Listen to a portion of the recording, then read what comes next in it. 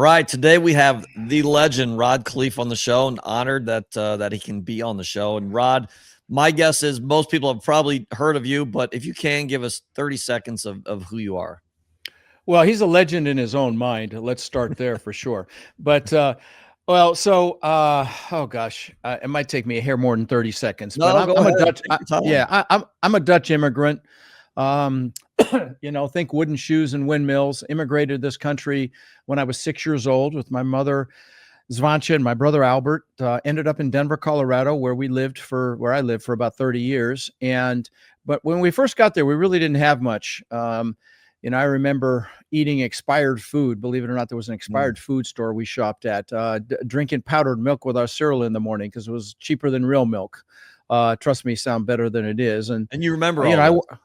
Oh yeah, I remember that because it sucked. And wearing clothes from the Goodwill and the Salvation Army all the way through junior high school until when I was 14. I was tall for my age, and I lied about my age at Burger King so I could get a job to buy my own clothes finally. And and I'm sure you got listeners had it harder than we did, or had it harder than I did, and maybe even have it harder now. But I knew I wanted more. And luckily, my mom had an incredible work ethic. So she babysat kids so we'd have enough money to eat. With her babysitting money, she was a bit of an entrepreneur. And with no formal education, she invested successfully in the stock market, but also in real estate. And so her first real estate buy was the house right across the street from us. She bought from a family named the Jules when I was about 14 for 30 grand. And then when I was 17, she told me she'd made $20,000 in her sleep, that it had gone up 20,000 in value. And I'm like, what? You made 20 grand? You didn't do anything? Screw college. I'm getting into real estate. So I went out and got into real estate, still living at home, made 8 grand my first year, maybe 10 grand my second year.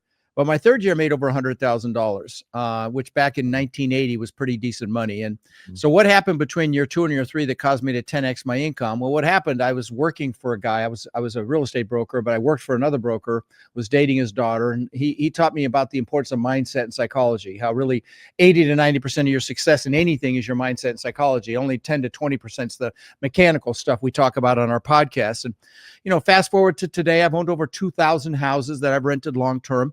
In 2006, my net worth went up $17 million while I slept. And you might say, wow. And I said, wow. And I got a head so big I could barely fit it through a door. I thought I was a real estate god. And when that happens, John, God or the universe will give you a nice little smackdown. Well, that was 2008 and 9. I lost conservatively 50 million in 2008 and 9. And so, what I'm known for talking about on my podcast, and I'm blessed to host the largest really real estate podcast in the world now for commercial real estate, is the mindset it took to have 50 million to lose, and maybe more importantly, the mindset it took to recover from losing $50 million, which was quite something. People killed themselves for losing less than that back in 08 and 9, and certainly the Great Depression. But I'm happy to be here. I own thousands of apartment units now. I'm actually getting into senior housing as well. We have our first assisted living facility and plan to buy quite a few more over the next year. That's my story, brother. No, and it's a great story and definitely inspiring. And my question, and it's funny because I've got kids, they're 11 and 8 right now, and kind of watching them grow up. I've been doing a lot more self-reflecting and kind of but seeing my path on how I grew up and now where I'm at now. So looking back for yourself, how much of that growing up the way you did has driven you and kind of lit that fire in you to become who you are now? Well, that's a really good question. And I've thought about that question from time to time, because, my brothers all experienced the same thing, but at different ages. So maybe that was the deciding factor. But I think when you have a tough childhood, I tell the story, I got thrown into school and discovered what bullies were for the first time. I didn't speak English. And then my mom, in fact, you got them right here in case we went there. My mom sent me to school in these freaking wooden shoes because she's a proud Dutch woman. And those are the actual freaking shoes. We found them when she went to assisted living, and these leather shorts the Germans wear for Oktoberfest. So that was crack cocaine for the freaking bullies. So I got my ass kicked again. And, and then the bullies would chase me home, and I'd chase them off with a fly swatter, or she'd chase them off with a fly swatter. So the next day I got my ass beat, and so I came up with this belief system that I wasn't good enough. That was a big driver for me, because I used to ask myself, how can I show them I'm good enough? Which, of course, presupposed that I wasn't, but also lit a real fire in me. And so that was a big impact on me is that. And I think, and I wondered why my brothers weren't impacted as heavily. My my younger brother's a year younger than me, and he didn't have that. So I think it was age related, but I think if somebody does, and I would say this, don't make it too easy for your kids. I made it too easy for mine. I bought them both cars and they ran them into the ground. They were pieces of crap. Now, since then, they've had to buy their own vehicles and they look great because they had to participate in it, because I didn't have anything. So I spoiled them. And I thought that was the right thing to do, but it wasn't. So I would say make it a little tougher on them than you might want to, would be my advice in that regard. No, that's great advice. And I don't, this isn't about me, but it's interesting because my son, I played basketball and I was growing up and I played a little bit in college.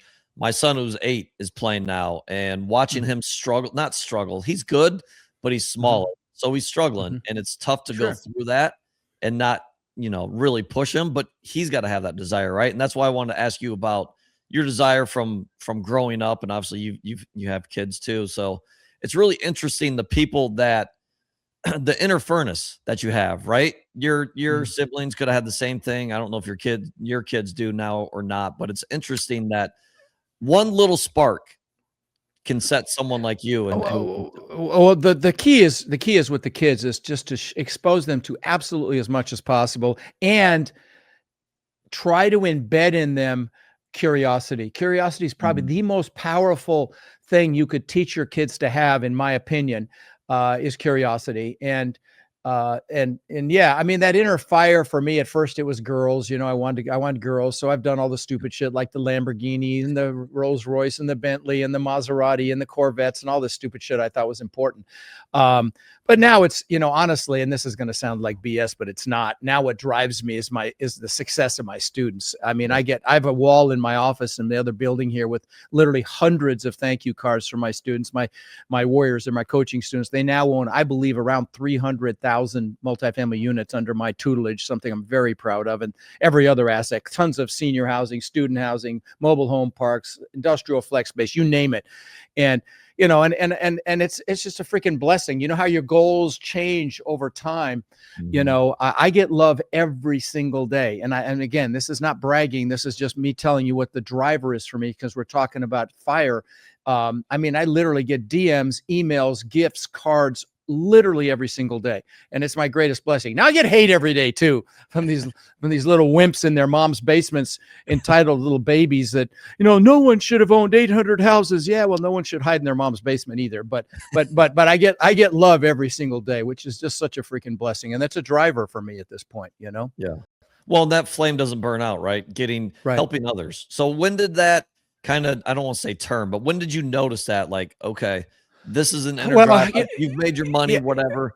Now this is an inner drive that doesn't stop. You can help others. Yeah, that's a great question, actually. And I listen, I still have drivers. I have some material things that I want. I want to fly privately. I'm not doing that yet. I've done it, but not full time with my own jet. I mean, there's some material stuff I still want, but I will tell you, I started that podcast because a friend of mine named Kevin Bupp, he does mobile home parks. I don't know if you know Kevin, John, but he's a wonderful, wonderful guy. He's raised hundreds of thousands of dollars for my charity. But he's like, hey, let's do a podcast, Rod. This is like 10 years ago. I'm like, talking to a phone, because they didn't have video back then. I'm like, no, I'm not going to do that. And then he came up with a really big podcast. He's done really well. He's a great guy. And I'm like, okay, let me start a podcast. And and I used to tell people, it's funny, early on, I'm never going to sell you anything. I just want to add value, which was the truth. I just wanted to add value. I wanted to explain what happened to me in 2008 and 2009, and hopefully prevent people from making the same mistakes that I made.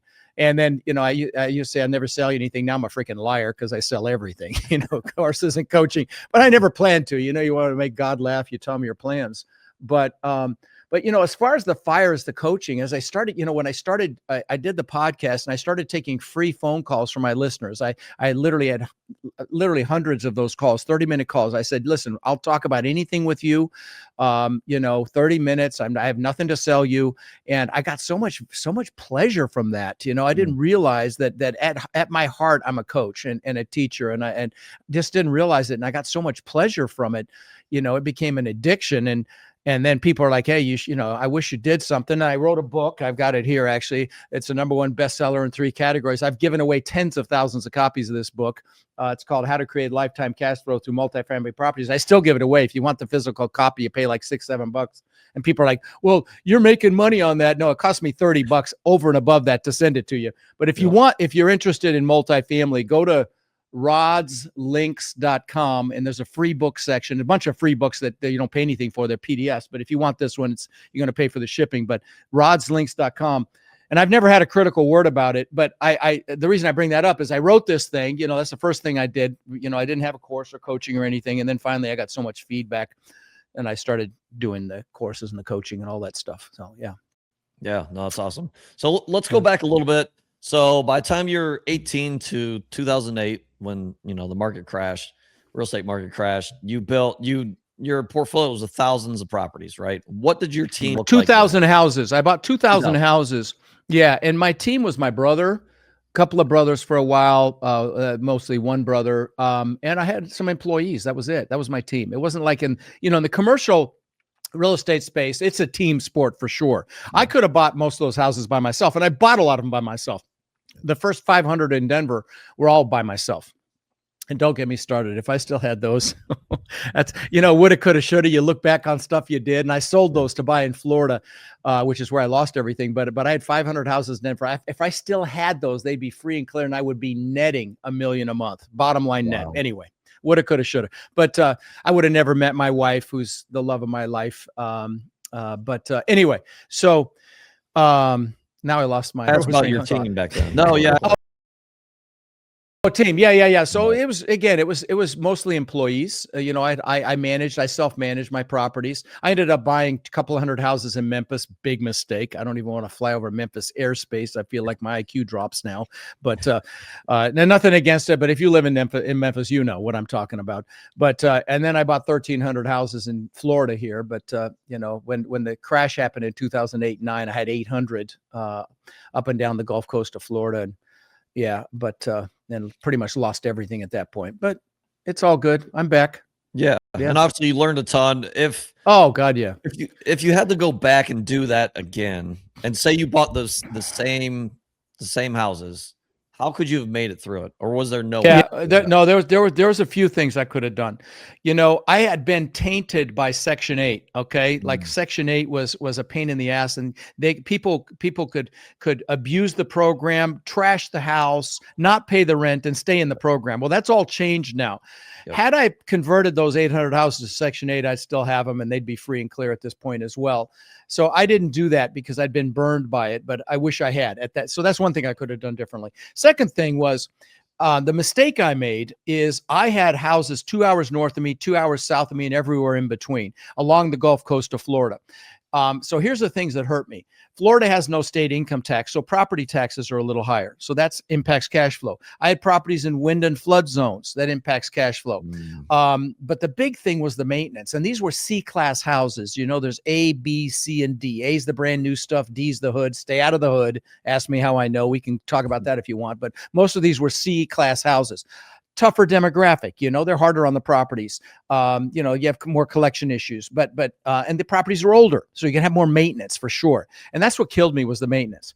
I had some apartment complexes back then as well. And if I sent a maintenance guy to one of my apartment complexes, you could stockpile parts, plumbing parts, electrical parts, door locks, window locks, HVAC stuff, whatever.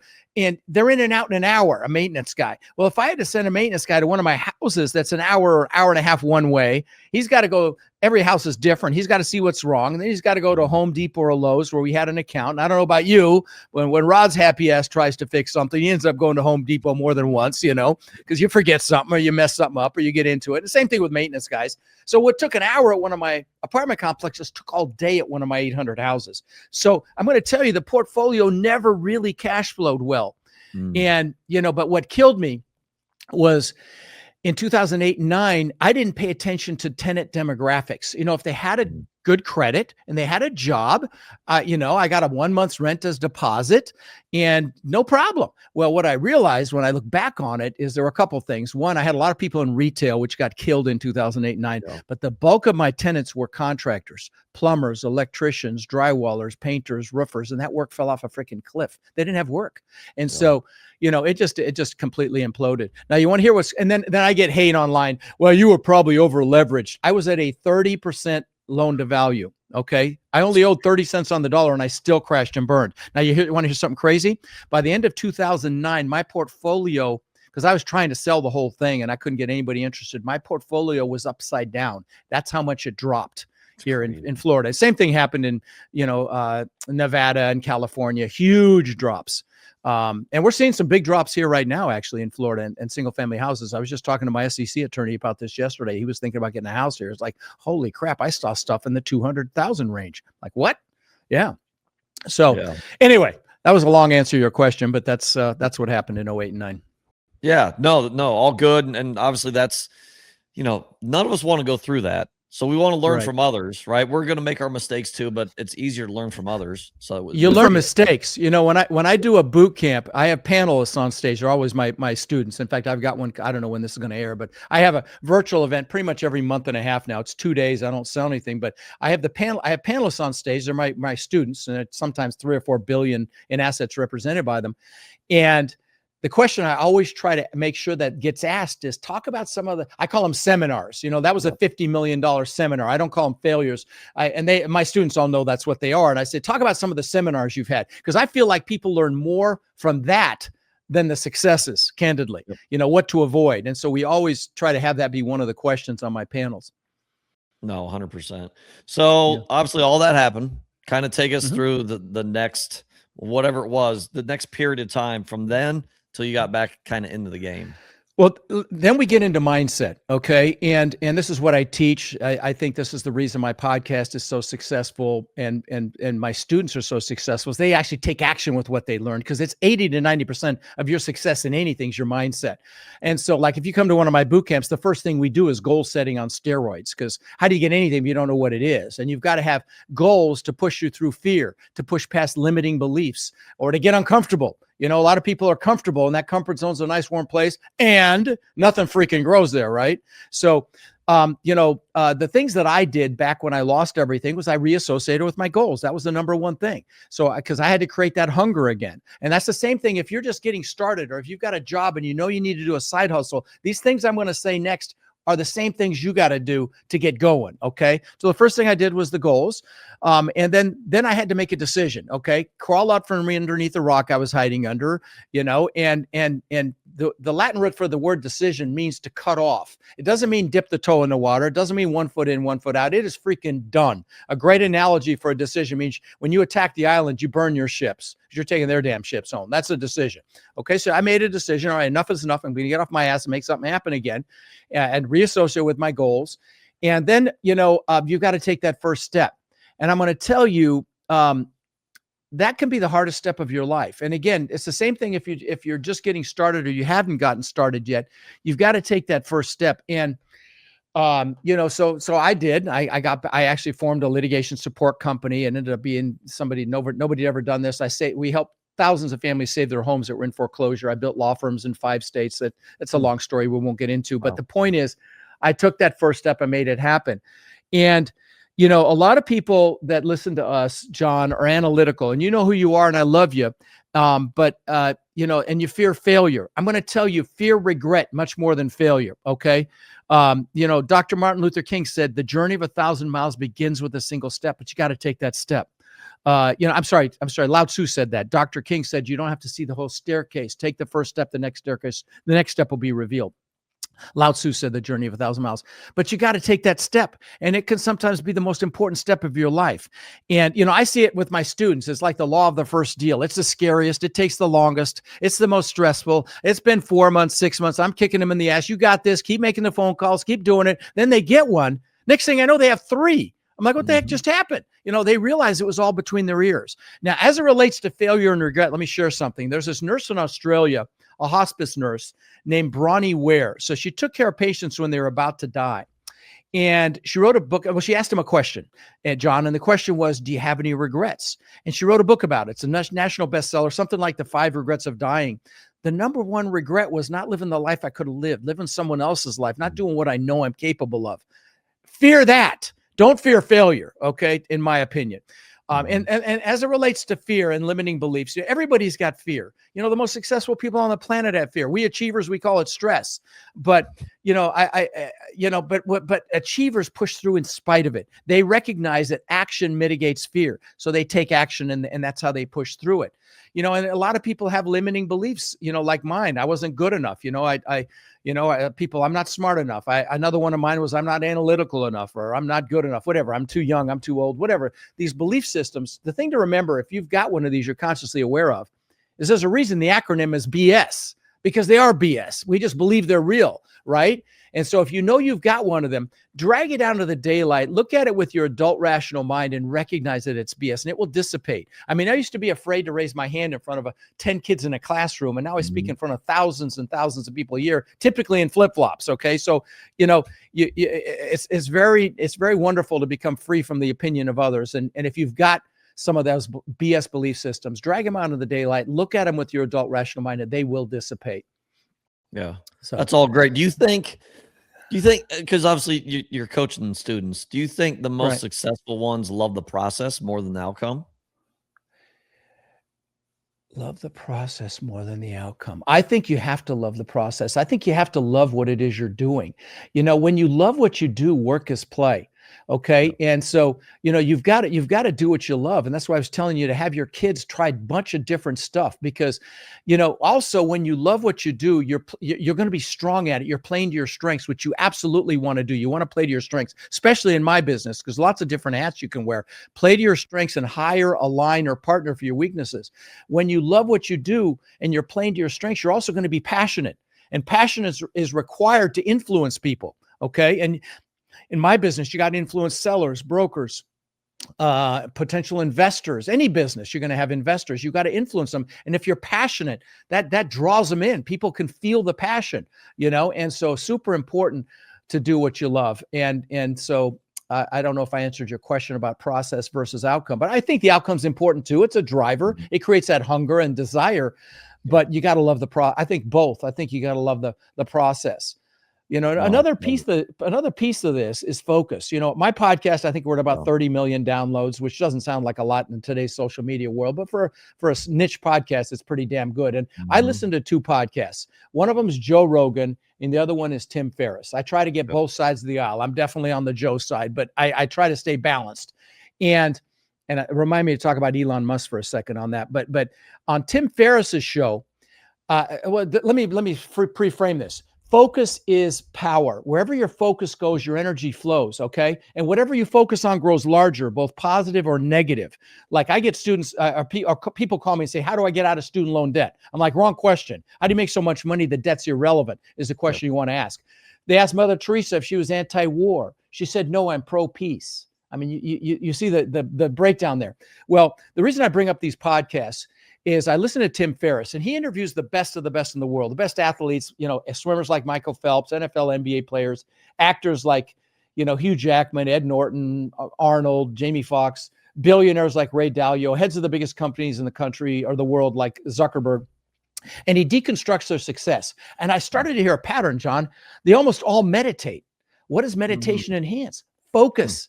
Focus is power, guys. So, pay attention to that. And play to your strengths so that you have the passion to influence, and be careful of who you're hanging out with. Your peer group is so freaking important. I mean, you show me your 3 best friends, I'll show you who you are in every aspect of your life, your health, your happiness, your relationships, definitely your finances. And so choose carefully. Same for your kids. Make sure you pay attention to who they're hanging with, because it will influence their lives. And so many people default to a peer group they went to school with, or that they work with. And those people may have their own fears and limiting beliefs that hold you back. A fear of losing you, fear of feeling less than if you succeed. Sometimes it's family. Love your family, but choose your peers. I remember when I was losing everything in 2008, I was in Tony Robbins' Platinum Partnership, okay, which was a high-level mastermind, over $100,000. It's even 2 or 3 times that now. But I was around people that were killing it in that crash, okay? And And I mean, they were thriving. And they're like, get up, you puss, 50 million schmillion, go make something happen. That's who you want to be around. That's a peer. So pay attention to who you hang out with. And again, if it's family, love your family, but proactively choose your peers if they're naysayers. Very, very important. Definitely. So you brought up Elon Musk. You want to talk about? Oh, yeah. On Joe Rogan. Listen, if you have a job in front of a computer, listen carefully. I mean, I think we can all say he's a pretty freaking smart guy. He's got $4 or $5 billion startups. Okay. So, you can't be stupid and do that. And I believe he's brilliant, candidly. I think he's actually on the spectrum too. But he, in his last interview on Joe Rogan, he said that all jobs in front of a computer will be gone in as little as 3 years. Yep. Guys, that's a freaking wake-up call, okay? So if that is you better start thinking about how to reinvent yourself, and don't wait for that freaking shoe to drop, okay? Get out there, decide on your vehicle to capitalize. There's a lot of opportunity. My God, in my space, incredible opportunities with deals that have gone south because operators got bad interest, adjustable interest rate loans. There's businesses that you can buy. There's 10,000 people a day turning 65 in this country. I'm one of them. I turned 66 a few days ago, and they've got businesses they want to sell. So decide on your vehicle. If it's multifamily, get your ass to one of my boot camps. I promise you'll be glad you came, and I'll give your peeps a deal if they want to come. But pick your vehicle and start your side hustle right now. Don't wait for the shoe to drop if that's you. Don't say, oh, that's not going to happen, because I believe it is going to happen. AI is just insane right now, what's happening. I mean, they got robots that can help you around the house at this point. It's crazy. That can kick your ass in a fight. I mean, some of the stuff you're seeing online is just astounding anymore. And, they move as faster than you do. But all that stuff, all the online jobs, IT, they're going to be gone. And so, again, if that's you, I don't want to scare you, but I want to open your eyes to the fact that again, he's a pretty smart guy. Even if he's off by a year or two, you better start thinking about how you're going to reinvent yourself, because it takes time. If you're going to learn multifamily, you got, it is a lot to it. And how to eat a whale one bite at a time, but you got to get started. So anyway, that's what I wanted to talk about Elon. And you and I both know, and probably most people listening, that 99.9999% of people will not do anything, right? Yeah, unfortunately. So but what keeps them stuck? Is it fear. Is it society? Is it kind of how we're brought up? What's your thoughts? Well, it's fear. They're afraid of change is scary. But guys, the only constant in life is change. Okay, and I'm going to tell you something. This is a Tony Robbins quote. The quality of your life is in direct proportion to the amount of discomfort you can take. Okay. Yep. If you look back on anything amazing that you've done in your life, you're going to find that you got uncomfortable. So if this is you and you're comfortable in your cushy job in front of a computer right now, you better get uncomfortable. Okay. And push yourself, because I'm going to tell you, it's going to suck if you lose your job and you haven't prepared for it. Now, if you can start studying AI, I guess I suppose that'd be something you could do, and you should do. I've got my whole team doing it. I'm trying to do it, and I can't even spell the word technology. But get busy learning it, because it's where everything's going, and it's going to take a lot of jobs. I mean, we're not even talking about manufacturing. Good God, if you're in manufacturing as well, you better start thinking of a side hustle, because you're going to get replaced. I mean, you're already seeing tons of layoffs at Meta, with Facebook, Amazon. They're already replacing people with robots already. I mean, tens of thousands of jobs have already been gone. And those, of course, they're the ones on the forefront of this, because they're developing AI. But guys, it's going to hit the rank and file. So again, I'm not a doomsayer. I just think but you gotta, don't have rose-colored glasses on right now. If that's you, if your job, could truck drivers, that's going to be autonomous within 3 or 4 years. They've already got the trucks. I mean, there's no point in paying a truck driver when the truck can do it on its own. They just need the loaders at this point. In fact, there'll be robots doing that. So again, yeah, that's why I wanted to mention Elon, because that was like, holy shit, 3 years that fast. Yeah. Well, and this has happened, history repeats itself. This has happened over time. This is just happening super quick, and it's going to affect a lot of jobs.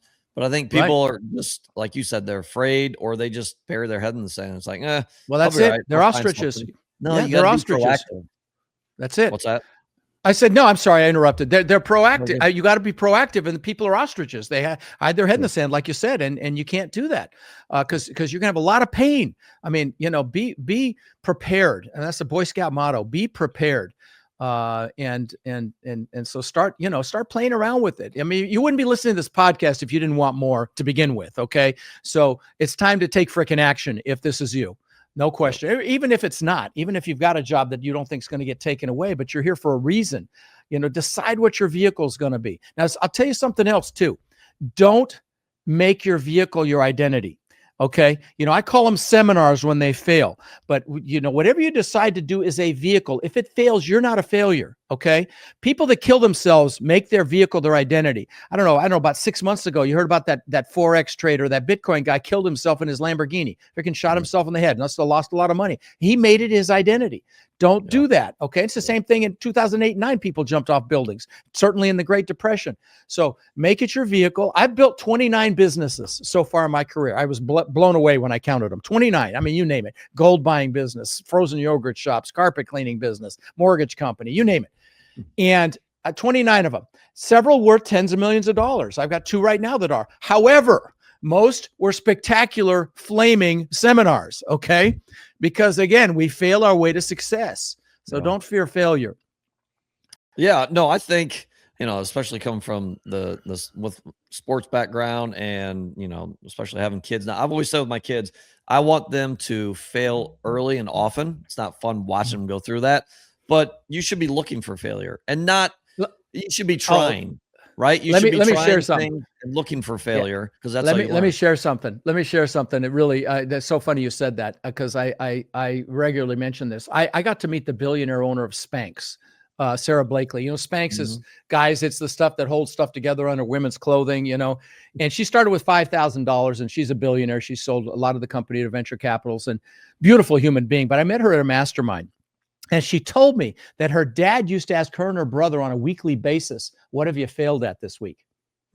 Oh, there you go. If you got kids, ask them that. What an awesome freaking question, right, John? Love it. I mean, to not fear failure. I wish I'd have known that when my kids were impressionable, but I love it. Well, you look at school and everything in society, and it tries to keep us away from failure, right? Oh yeah, the show up statues or the show up trophies and shit like that. No. I want to mention one other thing that's super important. And some of you will be like, oh shit, he's in foo-foo land right now.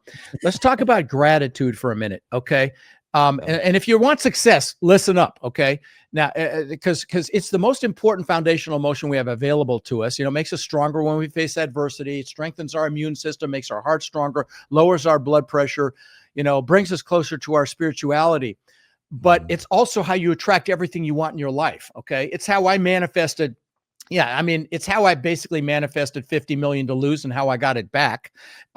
Is through gratitude. In most mornings, I'll be grateful for the things in my life, the people I love, but then I'll do gratitude for the things that I want as if I already have them. And I will tell you, I've gotten emotional being grateful for things I don't even have yet, okay, where I tear up.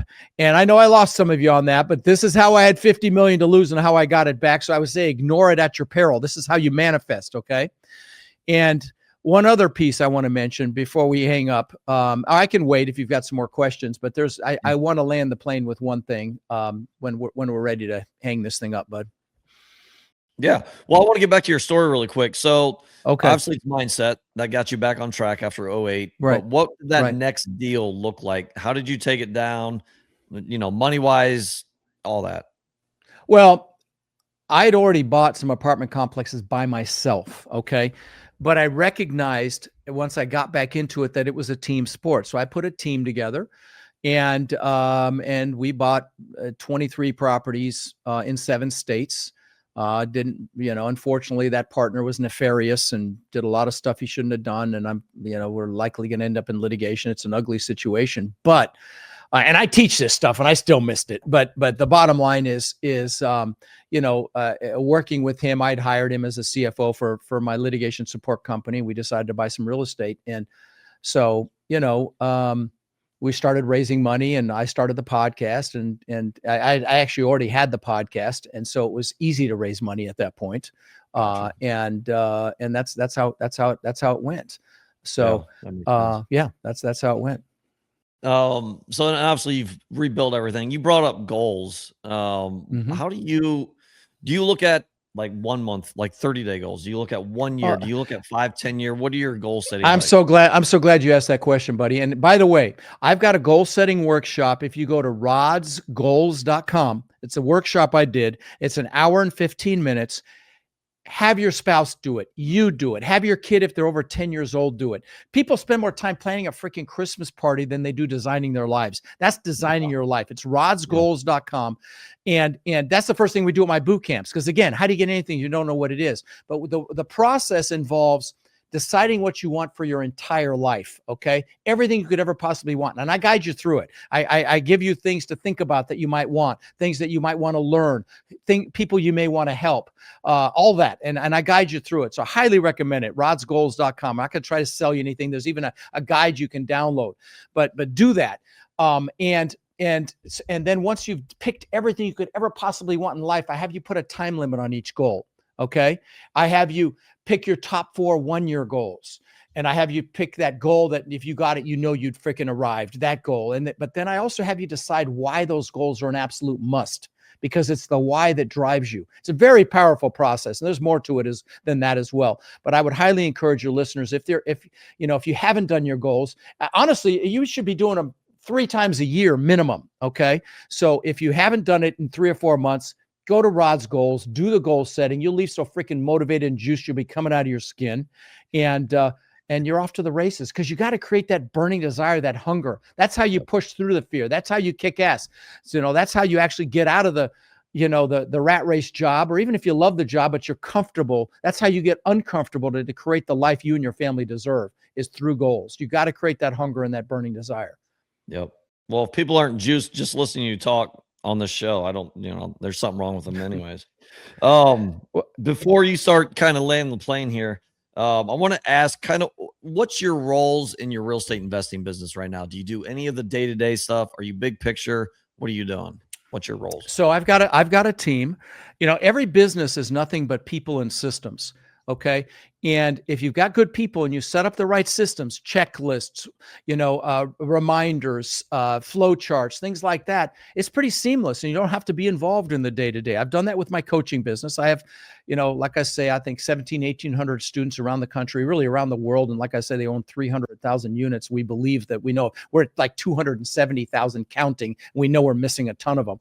My guess is 300,000, but I play a more high level role at this point. I didn't always. I wore every hat, and there's lots of hats you can wear in my business. You can be the person that finds the deals. If you're analytical, you can be the one that underwrites the deals. If you're a mouthpiece like me, you can be the one that builds relationships with brokers and investors and, sellers and people like that. And if you're process driven, if you've got construction experience or project management experience or any management experience for that matter, you could do the asset management after you buy the property, because you got to manage the property management company. So there's a lot of hats you can wear. The key is, again, play to your strengths. Don't try to build your weaknesses. Your strengths are your greatest assets. Play to those. You may wear a hat or two that you don't love initially, and then you'll hire a line or partner for your weaknesses. And the best partnerships I see, John, are an analytical person with an outgoing person. Analytical introvert with an outgoing extrovert. Man, that's a match made in heaven in my business. Really, any commercial real estate for that matter. Yep. No, awesome. This has been great. So you said you want to hit on something before we. Yeah. I want to share something. And again, some of you guys may be like, oh God, he's in freaking foo-foo land, but ignore this at your peril is all I will tell you. Okay. I when I immigrated to Denver, I knew I always wanted to live on the beach. And of course, there's no beach in Denver. It's in the middle of the country. But I would visualize the palm trees and the sand and the surf and the waves. And 20 years later, I built this incredible mansion on the beach. I mean, 10,000 square feet. I owned the beach on one side. I had my boats on the backside. It was called a Gulf to Bay. It was sliced through an island, and which was unthinkable when I was 18. Okay. But again, so when you do your goals, to take the lid off your brain, because there's nothing you can't do, be, or have. You just got to decide and go do it. But I mean, just to describe this place, I had a giant waterfall from the second floor balcony into the pool. You had to walk through the waterfall to get to the pool. Pools in magazines, big spiral staircase up through the middle, wine cellar, elevator. On the second floor, I had aquariums built around the staircase. It cost me almost $200,000. So this gives you an idea of the house. 2 months after I moved in, so I worked for this thing for 20 years. 2 months after I moved in, I'm floating in the pool at night by myself. Pool's changing colors, got fiber optic lighting. And I'm looking at this testament to my ego, which is really what it was. It was to prove to the freaking world I was good enough. If that didn't do it, fuck it, I'm done. I was like, I achieved a success like times 10,000. My beautiful family's inside sleeping. I had the Maserati and the Mercedes and the boats and the jet skis and all the shit I thought was important. But 2 months after I moved in, I'm floating in the pool and I got depressed. And I don't mean a little depressed. I was like, holy shit. I mean, it was like heavy. And I'm like, how could I be depressed? Like I said, I've just achieved success like times 10,000. Well, there were 3 things happening that I want to share with your peeps here. First thing is, it's never about the goals. You got to have the goals to create that burning desire and hunger. But like they say, the boat owner's life, and a boat owner, your happiest days are the day you buy it and the day you sell it, right? Okay. But you need the goals to drive you, but happiness doesn't come from them. Okay. Happiness comes from progress and growth. And I didn't know how I was going to grow next.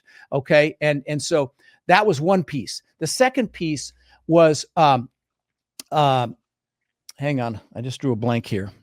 Progress. Yeah. So it's never about the goals. But happiness comes from progress and growth. Actually, the big piece was I had been totally focused on me. Okay, Rod, show the world I matter, blah, blah, blah. Ugh, and that's the year I met Tony Robbins. I spent 23 years with Tony. He was the best in the world at mindset and psychology. And I saw that he fed families for the holidays. I went to one of his events in Fort Lauderdale.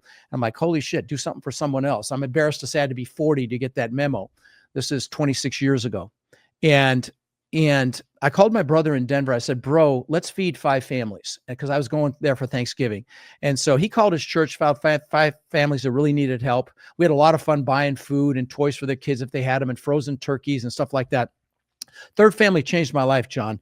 We go up to this house, and it was this woman in what wasn't even a 1-bedroom with 5 kids, Hispanic woman. She come out, she sees all the stuff on the porch. She starts crying. Her kids come out, 2 of the older ones start crying. I start crying, and I'm hooked.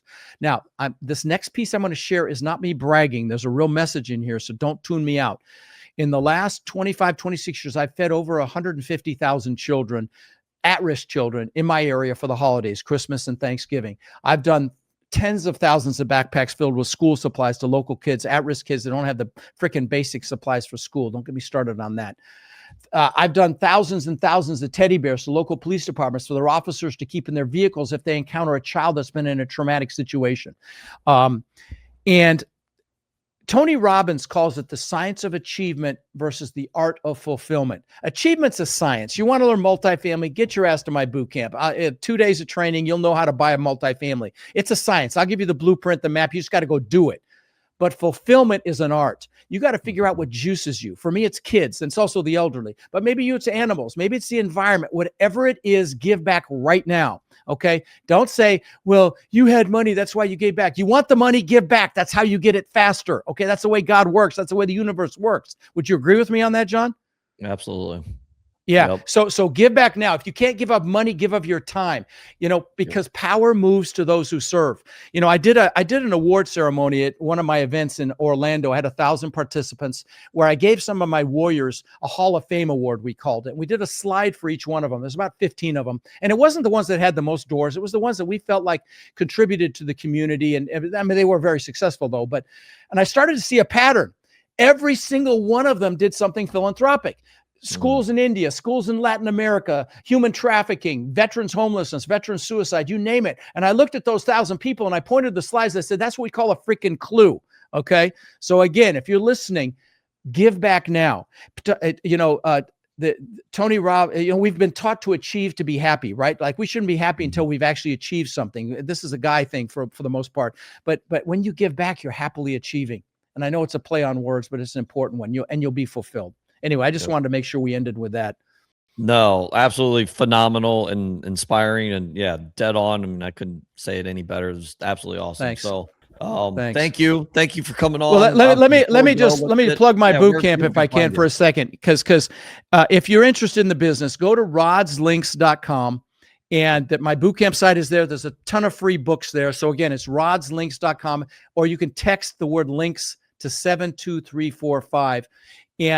And if the price is more than $47, yes, that's how reasonable it is. And I don't sell anything in my 2-day boot camp. It's 2 days of training, nothing being sold.